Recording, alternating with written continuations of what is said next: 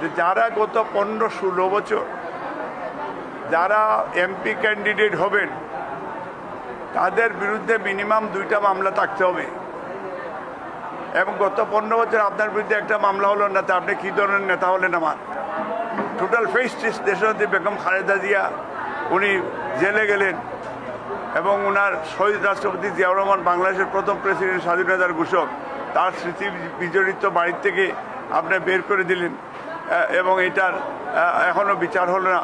এবং আপনারা যারা যারা নিজেকে ডিমান্ড করেন বড় নেতা, আপনি কোথাকার মহাপ্রভু হলেন যে হাসিনা আপনাকে ভালোবাসে, আপনার বিরুদ্ধে মামলা দিল না? আপনি বারবার লন্ডন থেকে আসেন, যাতায়াত করেন, এবং আওয়ামী লীগের নেতারা, মেয়ররা, এমপিরা আপনাকে রিসিভ করে।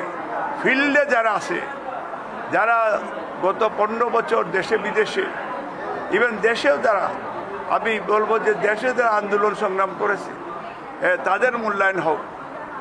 আমি যদি কোথাও না কিছু না পাই, ডাজন্ট ম্যাটার, কিন্তু কোনো ম্যানেজ পার্টি যেন না পায়, এটা আপনাদের কাছে আমার অনুরোধ থাকবে, দলের কাছে অনুরোধ থাকবে।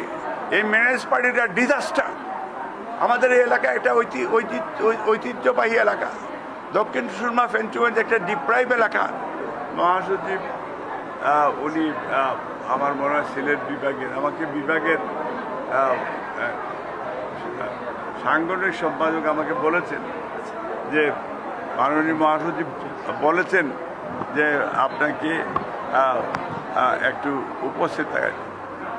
আমি সেম টাইমস যেহেতু মহাসচিবের বলেছেন, এবং আমি এর আগে গত পরশুদিন আমি বেগম খালেদা জিয়া, দেশনেত্রী বেগম খালেদা জিয়া, উনি যেহেতু শহীদ রাষ্ট্রপতি জিয়াউর রহমানের মাজার জিয়ারত করে উনি সিদ্ধান্ত নিয়েছেন নির্বাচনী লড়াই করবেন, দেশের মানুষের পাশে থাকবেন।